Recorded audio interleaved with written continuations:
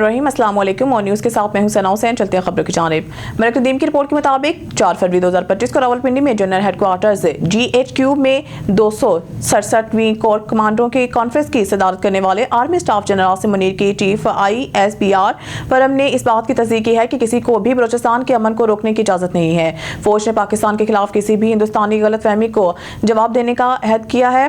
मैं इंसानी हकूक़ की वाज़िया खिलाफ वर्जियों की मज़म्मत करता हूँ। मुल्क में दहशतगर्दी के बढ़ते हुए वाक़यात के दरमियान मंगल के रोज फौज के आला पितल ने दहशतगर्दों के जरिए पाकिस्तान के खिलाफ अफगान सरजमीन के मुसलसल इस्तेमाल पर शदीद तशवीश का इज़हार किया है और अबूरी अफगान हुकूमत की तरफ से ठोस इक़दाम का मुतालबा किया है। मलिक नदीम की रिपोर्ट के मुताबिक रेडियो पाकिस्तान के मुताबिक वज़ीर-ए-आज़म शहबाज शरीफ ने तजारती बुनियादों पर गवादर पोर्ट को चलाने के लिए फौरी इक़दाम का हुक्म दिया है। मंगल के रोज इस्लामाबाद में वफाकी काबीना के इजलास की सदारत करते हुए वज़ीर-ए-आज़म ने एक कमेटी तश्कील दी जिसमें स्टेक होल्डर्स के साथ मिलकर काम करने का काम सौंपा गया था ताकि बंदरगाह की तरक्की को मुकम्मल तौर पर फ़आल और जदीद मरकज़ में शामिल किया जा सके।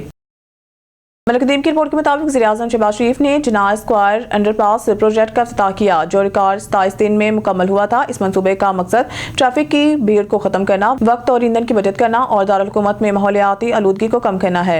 अंडरपासेस जो खलीदी जंक्शन पर वाक़या है जिनमें खयाबान, सोहरडी, श्रीनगर हाईवे और क्लब रोड शामिल हैं। तो की जाती है कि ट्रैफिक के बहाव में नुमाया तौर पर आसानी होगी।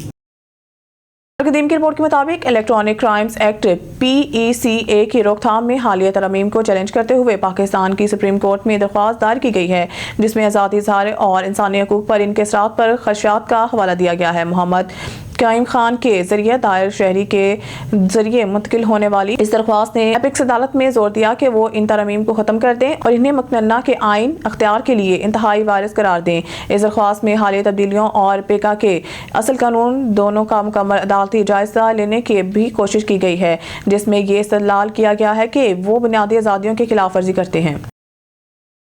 न्यूज़ स्टूडियो से फिलहाल के लिए इतना ही। मज़ीद न्यूज़ अपडेट के लिए देखते रहिए ऑन न्यूज़।